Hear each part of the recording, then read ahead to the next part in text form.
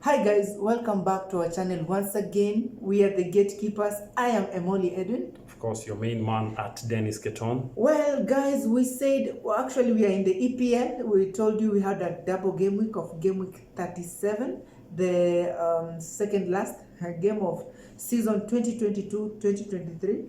And before we start, we just want to congratulate Manchester City for being the champions. Actually, we thought this one would have been a very good fight, but they won with the 3 games to spare.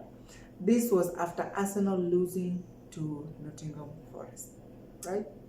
Yeah. Congratulations, Manchester City, Manze. It's been one of those moments. You've proved to be a team that is consistent. You've proved to be a team that does not drop the ball until the final day of the competition. You've kept the pressure behind Arsenal, and true to it, when push came to shove, you were able to overcome the challenge of Arsenal. And right here, that's why we are here to offer our congratulatory message, especially to Pep Guardiola and to Manchester City as a whole. Special congratulations also to an African. Riyad Mahrez is the first African to actually have won Premier League 5 times. Also, special congratulations to the youngest ever player in Premier League to have won the Premier League 5 times at only the age of 22. Who is it? Phil Foden. And of course, another congratulations goes to Mr. Erling Haaland. His first time in Premier League, he came here and he broke all the records that have ever been made in the history of Premier League. Top scorer, as we speak currently, he has 36 or 37 goals? 36 goals. He's the top scorer both, should I say, locally and of course within Europe, because also in the Champions League, he's the top scorer. We have a lot of flowers to give to Manchester City at large, because Pep, we can't even talk much about him. Out of the 6 seasons that he's been in, or should I say now 7, out of the 6 seasons that he's been in Man City, he's only lost once. So all those seasons, he's managed to carry the trophy. Currently, as we speak, he's evened the history which has been made by few clubs in England by carrying this trophy 3 times consecutively. This history has been held by Arsenal, by Manchester United, by Liverpool. So winning 3 times in a row for this Premier League, it's not easy, but big up to Pep, big up to Manchester City. So guys, that was just the highlights of the moment, but allow us to jump now to this double game week 37. Of course, the first match which is being played tonight being which day of the week? Wednesday. So let's get it, Pogba. Brighton under Roberto De Zerbi will be at home playing against Manchester City. Now, a quick one. Brighton have already qualified for the Europa League. Man City have already been crowned as this season's champions. So this game, we won't say it will be a reluctant game. It will be it will not. A game of Team B's. No, I don't think so. Actually, this game will be played at Amex Stadium. Now, Roberto De Zerbi, actually we saw Pep Guardiola saying this guy has been a very influential coach for the last 20 years. 20 years. Actually, England is about to get interesting, let me say, probably for next season, because people will be fighting. Clubs are here. Irregardless, people will be here. You snooze, you lose. That's what we say. So, Brighton playing against Manchester City, match at exactly 22:00 EAT. EAT time. So guys, straight to it. Brighton, currently I can comfortably tell you that they have nothing to lose in this match. And the same goes to Manchester City. Both teams have nothing to lose, because I can confidently tell you that both teams have already achieved their season's objective. Man City's objective was to carry the league. Brighton's objective was maybe to be in the European competition. Both of them have achieved that. So tonight it will just be a fight for the Titans, a chance for us to see and to witness beautiful football. Mind you guys, this, to me, it lingers as a final which we should have had in the FA. But unfortunately, we were never presented with an opportunity to witness these finals. United refused to grant us a Brighton Man City FA finale.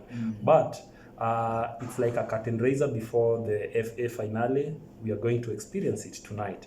So, as Brighton are going to face Manchester City at the Amex Stadium, so I feel like De Zerbi will be having an opportunity to actually bring back his other boys because he's fond of experimenting and giving players opportunities to play and to shine. On the other hand, we saw the team which Mancity displayed against Chelsea. It was one of their reserve team, and true to it, they played well. Phil Foden was man of the match and he played impressively in that match, which they won 1-0.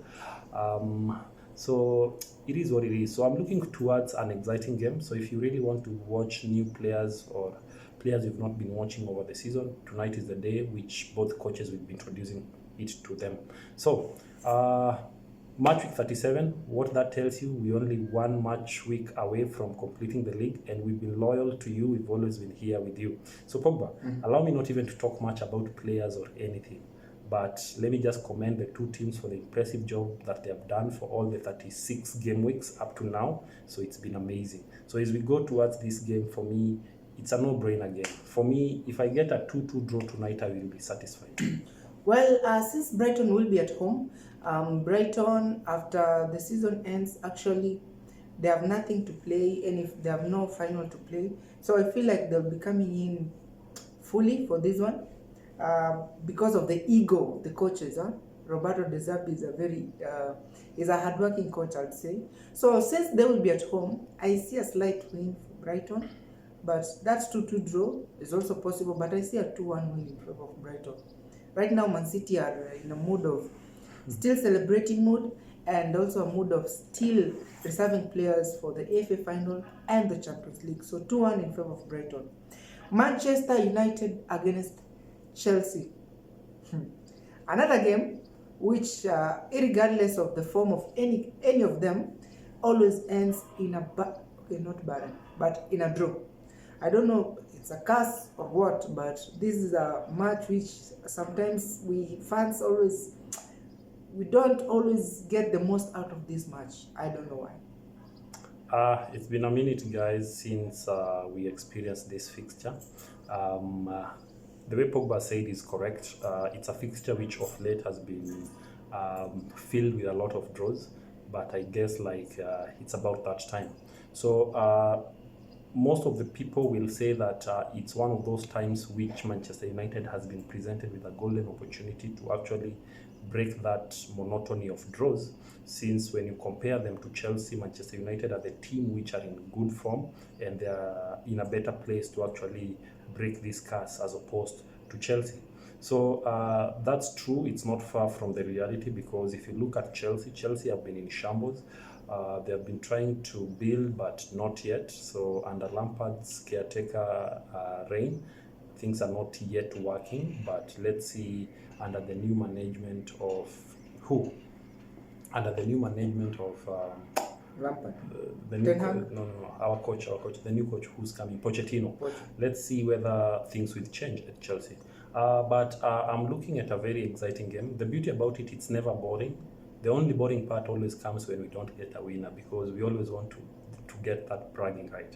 But it is what it is. So tonight, as the two teams will be facing each other, that is, I feel like it's going to be a good opportunity for Lampard to actually test his team once again, because this is his second last game in Chelsea. So he just needs to bring his best. The last match which they played in match week 36, they played against Mancity. I will say that Chelsea played well, but unfortunately, once again, the biggest problem which has been this season, we were not lethal in the attack. And if you are not lethal, because we wasted like 4 clear chances which should have been converted by any serious striker. But it is what it is, so we get a chance to move on. On the flip side, Manchester United also won their match in match week 36, which gave them a boost. Currently, they are sitting pretty at how many points? 69. 69 points. So 69 points, which means They are almost there. So 69 points for Manchester United means that they are tying with Newcastle. Of course, Newcastle are currently position 3 because of goal difference, the superior goal difference. But this is a game in hand for Manchester United, which means if they happen to draw to win, they get a chance to leapfrog Newcastle from their number 3 spot. And then we will be competing for officially who will be number 3 and 4 in that order over the weekend, when we will have match week 38, the final game week. So before I even give my predictions, let me allow Pogba to come through and tell us what his take are on this special day. Well, Manchester United against Chelsea. Now, over the years, over the seasons, it has been a draw. Actually, this time round, it comes to a time where I feel like United right now, they're in a good position. Not just in a good position, but they will be at the perfect place, which has been a fortress this season for United. They only lost one game at Old Trafford, and that was to their Majesty, Brighton. So, Ten Hag... Brighton or Brentford? Brighton. They have beaten us home the way there. Of course, Roberto De Zerbi magic. Well, on the other side, something guys don't know is the Lampard in the league has not beaten Manchester United. Since then, when they were with Ole, and right now, actually the only time Lampard managed to beat Manchester United. Come back again. That is disputable because... It is really. No. I'm a Chelsea fan, and many are the times that we've won against Chelsea when Lampard was our captain in Chelsea. Against Manchester United. Yes. We'll go back to the archives and we'll present it for you. So, guys, the only time this Chelsea managed to beat Manchester United under Ole was in the FA Cup, where they managed to win 3-1. Are you talking under Ole, or are you talking overall? No, not overall. Lampard as a player for Chelsea overall? No. Lampard as a coach. You're talking as Lampard as a coach? Yes, as a coach, he has never beaten. No, as a coach, guys, you are right. I thought you were saying Lampard as Lampard, because Lampard has been both a coach and a player. No. Lampard as a coach has never beaten Manchester United. I take back my words, guys. Apologies. Yeah, so with Ole, of course, he never managed to beat Ole. Right now, he's meeting Ten Hag, a coach who is more demanding, and furthermore, they'll be at Old Trafford. So this one, I don't see even a draw. Now that Ten Hag said it will be like a final. Also, Casemiro said it will be like a final. So I don't see this time round if they're getting a point, especially when De Gea is keeping clean sheets. By the congratulations to De Gea. Officially, he was awarded the Golden Glove award even before the league ended, because clearly he's been impressive. He has 17 clean sheets as of now, so big up, congratulations. And as you can see on your screen, it's been a lucky year for Manchester United keepers. Even their lady keeper also was awarded the Golden Boot winner. So there they are on the screen. So congratulations to the Manchester United keepers. It's been a season well executed in terms of defense for them. And also, should we congratulate Chelsea for winning because they are going to be the imminent winners of the ladies Premier League. Not yet. They might be. But they are currently of course the winners of the FA, courtesy of winning against Manchester United. So at least Chelsea, we have ladies who are keeping or making us proud. Yeah, in the finals, Chelsea will be meeting Reading. So it's a team they know they can beat, definitely. Finals of? And okay, not finals, but the last match. The last match of they are meeting Reading, a team which very much likely to beat. And chances are, I can already read between the line that we are going to win against Reading, and at least Chelsea women team are going to be the 2022-2023 champions. I think they should be converted to the Premier League. They play on the behalf of the others. Don't worry there. We are coming back for you next season, but it is what it is. Definitely. So, you've given a prediction of? Well, my prediction, I'm going with the 2-0 in favor of Manchester United. Another clean sheet at home. I'm afraid for this game because of the form which Chelsea are in. But what gives me confidence is that these two teams, they have a bragging right to exercise. So regardless of me accepting the fact that Manchester United are in a better place than Chelsea, but I'm still drawn to the fact that Chelsea can at least try and hold them back. So I'm looking at another draw. I don't know by how many, but not many goals, but give or take, I'm seeing a 1-1 draw in this match. So as we also end, allow us to put it out here. We had a very ugly incident which happened against Vinicius Junior in the La Liga. So yeah, yesterday we saw the VAR referees were actually punished, or should I say they were disciplined by being, it's like they were banned from ever being in the refereeing desk. Whatever they did was super unprofessional because they failed to show the most important part, whereby Vinicius was being strangled, and that was crazy. As you think, we can show you how he was being strangled there, but unfortunately, it was bad. In that match, Vinicius got a red card, but the question which I have, just as a fan of football, is now that these punishments are being rendered to all these people, my question is, now that Vinicius suffered a red card because of that incident, and clearly already when he actually reacted, he had already been provoked, do I stand correct if I say that Vinicius' red card needs to be rescinded and Vinicius needs to come back and continue with his game? Because truly speaking, whatever happened was unprofessional. As we always say, there's no room for racism. So Pogba, what other bans were imposed on these guys? Well, Valencia FC, the team they were playing against, has been fined, and the fans have received a ban. I don't know, that will commence from the remaining games, and as we start the next season, a couple of games when Valencia will be playing at home but with no fans. That is it's a ban they have given out. So despite all of that, Vinicius Junior, the reports say he did not arrive for training, but of course we understand he has to deal with the emotions and this and all that, but we are at least glad most of the players have come out at least to show support for Vinicius. So guys, that's it. Let's not even overdwell on that, because it's not an incident we want to overdwell on it here.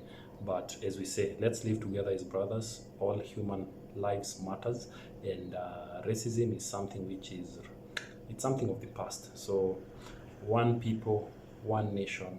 Let's celebrate football and make football a better place, whereby the communities can merge, gather, and actually celebrate the beautiful game of football. Otherwise, guys, until next time, which should be match week 38, the final day of the match, whereby we will be knowing again who will be joining Southampton in the relegation battle. Currently, we have 3 teams who are hotly contesting to get out of the relegation battle. These are Leeds, Leicester, and of course, the Toffees, Everton. So guys, until the weekend, your favorite duo, we are out. Keep it the Gatekeepers TV. Don't forget to subscribe.